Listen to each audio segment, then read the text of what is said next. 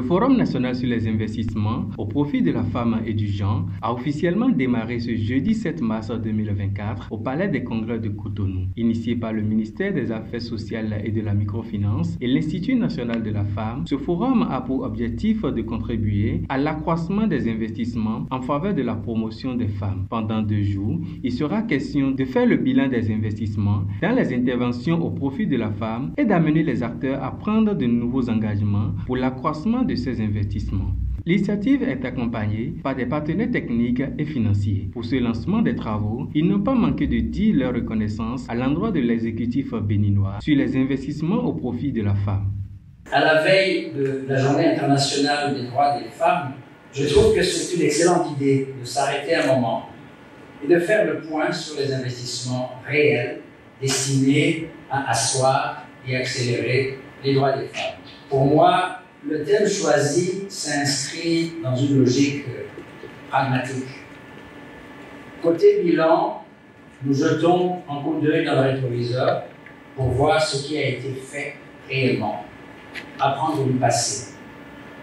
Côté défi, on analyse ce qui est, les obstacles, les opportunités.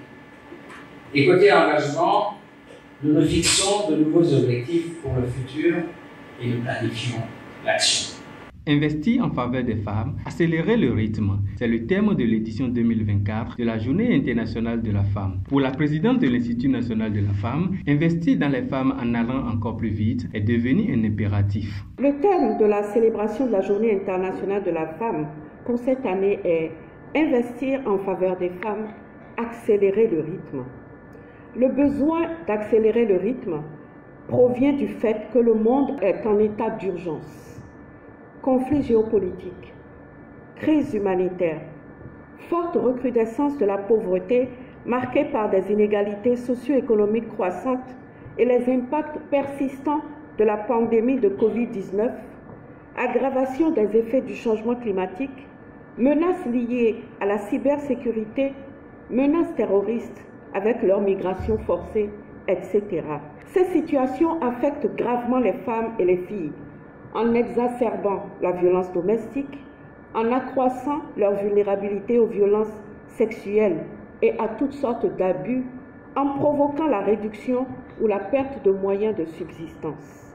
Investir dans les femmes en allant encore plus vite est devenu un impératif et cet investissement doit toucher plusieurs domaines.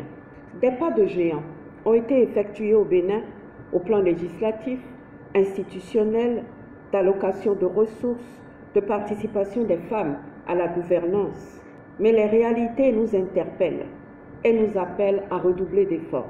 La présidente de l'Institut national de la femme n'a pas manqué de rappeler les défis de son institut pour le renforcement des investissements au profit de la femme.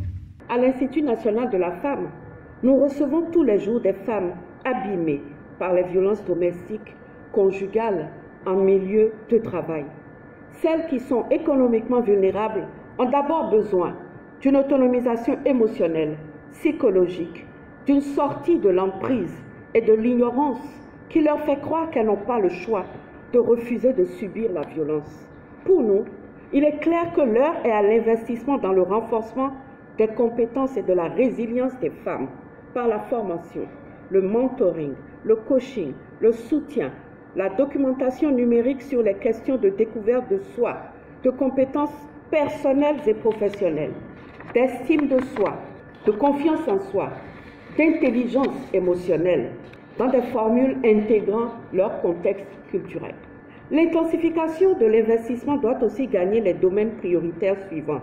L'éducation, qui va intégrer des programmes d'éducation non formelle, le soutien à la réintégration scolaire, un accompagnement psychosocial, un soutien familial et communautaire qui implique les familles, les communautés et les leaders locaux dans la promotion de l'éducation des filles, de la formation professionnelle et technique et l'employabilité des jeunes, l'accès à la technologie et à l'innovation, le développement des compétences professionnelles, entrepreneuriales et financières des femmes et des filles, la santé, en termes d'accès des adolescents, des jeunes et des femmes à des informations et des services de santé sexuelle et reproductive qui réduisent l'exposition à la violence sexuelle, aux grossesses précoces ou non désirées et aussi en termes de prise en charge de la santé mentale. Pour cette première journée du Forum national sur les investissements au profit de la femme et du genre, 2 communications sont prévues sur les thèmes